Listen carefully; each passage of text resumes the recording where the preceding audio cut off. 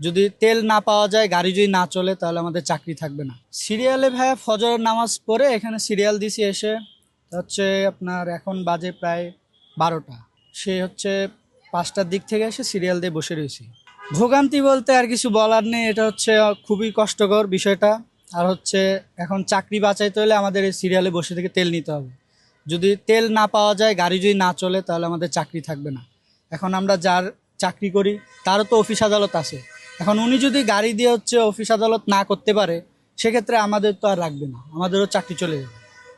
এখন সেটা হচ্ছে ওনারা দেশ চালায়, ওনারা ভালো বুঝেন, ওনারা দেশ চালায়, ওনারা যেটা ভালো মনে করেন সেটাই করছেন। এখন তেলের দামটা যেহেতু বাড়াইছে, সেই ক্ষেত্রে হচ্ছে আপনার যে যার যতটুকু তেল লাগে, দেখুন ধরেন আমার গাড়িতে এখন 20 লিটার তেল লাগবে, সেক্ষেত্রে যদি আমাকে এখন 10 লিটার তেল দেয়, তাহলে হচ্ছে দেখা গেছে আপনার আবার কালকে আবার সিরিয়ালে বসে থাকতে হবে। এভাবে তো ভোগান্তি কমবে না, ভোগান্তি আসলে বেড়েই যাবে। এটা এখন কিছু বলার নেই ভাই, এগুলা বলতে গেলে অনেক নেতা আছে, অনেক অসাধু ব্যবসায়ী আছে যারা তেল রেখেও বলছে যে তেল নেই। গভর্নমেন্ট থেকে বলতেছে যে তেলের কোনো সংকট নেই, বাংলাদেশে ভরপুর তেল আছে। এখন আমরা তো সেটা টের পাচ্ছি।